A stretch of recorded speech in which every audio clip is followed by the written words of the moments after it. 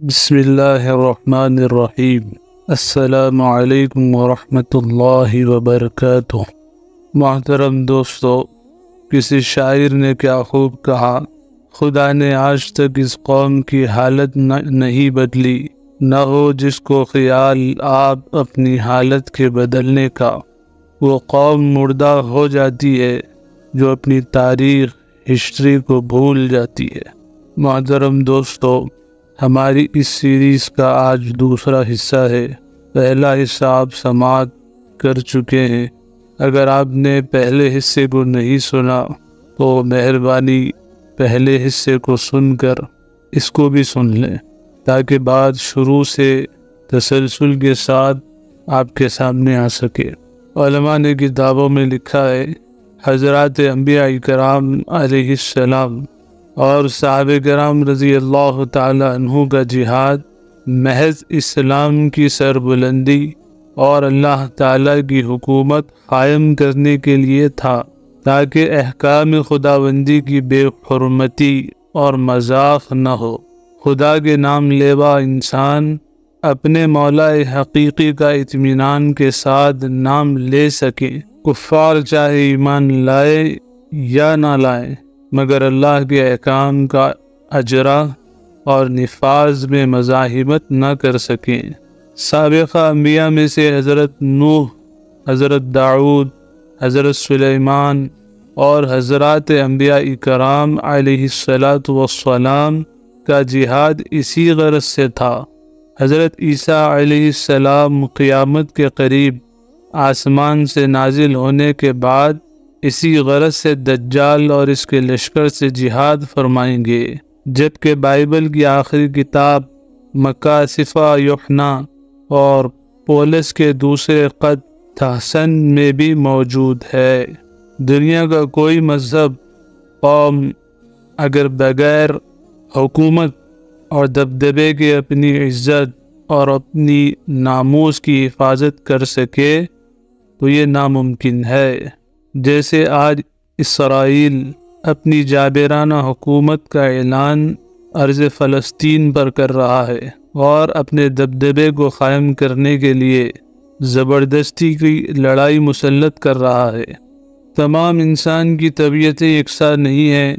کسی کے لیے اللہ پاک نے کتاب اتاری، کسی کے لیے لوہا۔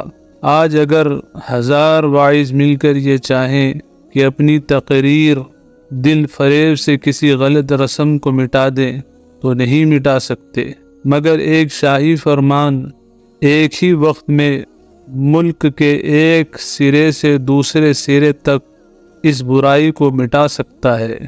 حضرت صلی اللہ علیہ وسلم نے جب اسلام کی تبلیغ شروع فرمائی تو اس وقت آپ کا کوئی معین و مشیر نہیں تھا۔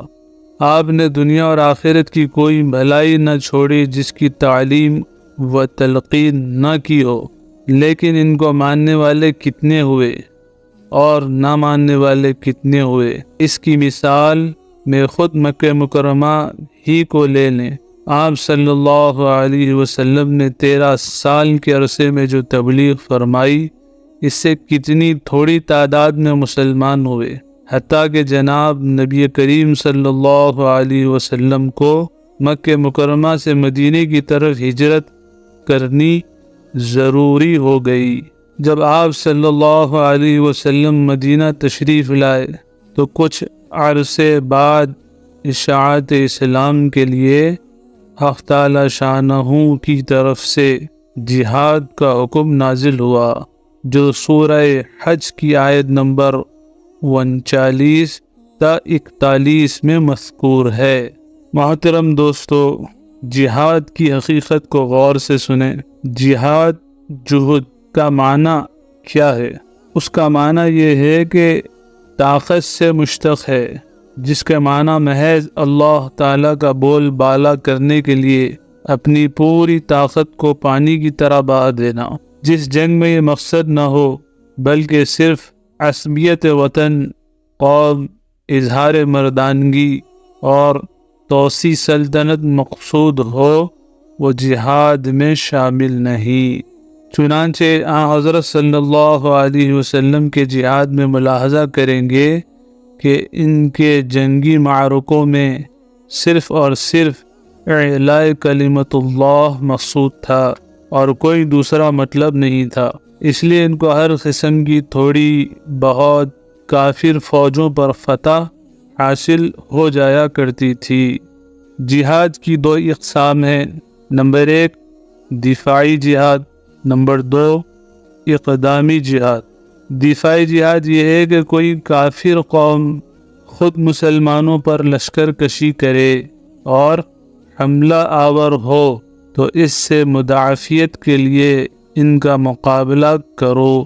اس قسم کے جہاد کا حکم سورہ بقرہ آیت 190 اور سورہ حج آیت 39 میں موجود ہے، جو آج ارض فلسطین کے ساتھ ہو رہا ہے۔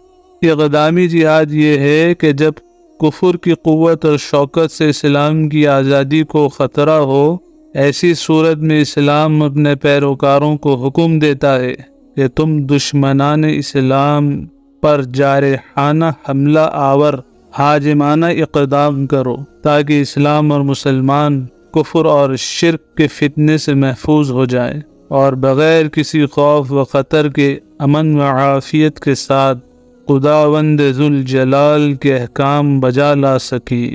اور عقل اور فراست کا تقاضا بھی یہی ہے کہ خطرے کو پیش آنے سے پہلے ختم کر دیا جائے، جس طرح سے شیر اور چیتے کو حملہ کرنے سے پہلے قتل کرنا اور سانپ اور بچھو کو کاٹنے سے پہلے کچل دینا ظلم نہیں، اعلیٰ درجے کی تدبیر ہے۔ اب جہاد کا حکم کب اٹھ جاتا ہے، اس کی تفصیل میں علماء نے لکھا، دین اسلام کے کفر کے فتنے سے اطمینان کی 3 صورتیں ہیں۔ نمبر 1 مسلمانوں کے سامنے کافر اپنے ہتھیار ڈال دیں، مسلمانوں کی رعایا بن کر رہیں اور جزیہ دے کر اسلامی حکومت میں رہیں، یا جزیے کے بجائے مسلمانوں کے غلام بن کر رہیں۔ نمبر 2 کافر مسلمانوں سے امن کا معاہدہ کر لیں، جو آج پوری دنیا میں مسلمان مملکتوں کے ساتھ انہوں نے کر رکھا ہے، اور اسی کے پشت اپنی یہ حربیں اور چالیں اسلامی ملک فلسطین کے ساتھ کر رہے ہیں۔ نمبر 3 یہ کافر یعنی مسلمانوں سے امن اور پناہ طلب کر کے ان کی پناہ میں آ جائیں۔ ان صورتوں میں کافروں سے جہاد کرنے کا حکم اٹھ جاتا ہے۔ محترم دوستو، اس سے آگے کا حصہ انشاءاللہ آئندہ کی ویڈیو میں آئے گا۔ آج کی اس ویڈیو میں جن چیزوں کو بتلایا گیا اس کو زیر نظر رکھنا ہے کہ کس وقت میں کون سا جہاد مسلمانوں کے ذمے لازم آ جاتا ہے۔ ایک ہے اس کی شکل دفاعی جہاد، جس میں آج فلسطین ملوث ہے۔ دوسرا ہے اقدامی جہاد کہ اسلام کو خطرہ پیش آنے سے پہلے اس خطرے کو ختم کر دیا جائے، اور تیسرا ہے جہاد کا حکم کب اٹھ جاتا ہے۔ تو یہ چیزیں ابھی آپ نے سنی۔ امید ہے کہ ہماری یہ کاوش اور کوشش آپ کو پسند آئی ہوگی۔ پسند آئی ہے تو ہمارے اس چینل کو سبسکرائب کریں، ہماری اس ویڈیو کو لائک کریں، اور ایسی ہی مزید معلوماتی ویڈیوز کو دیکھنے کے لیے ہمارے چینل کا وزٹ کریں۔ السلام علیکم ورحمۃ اللہ۔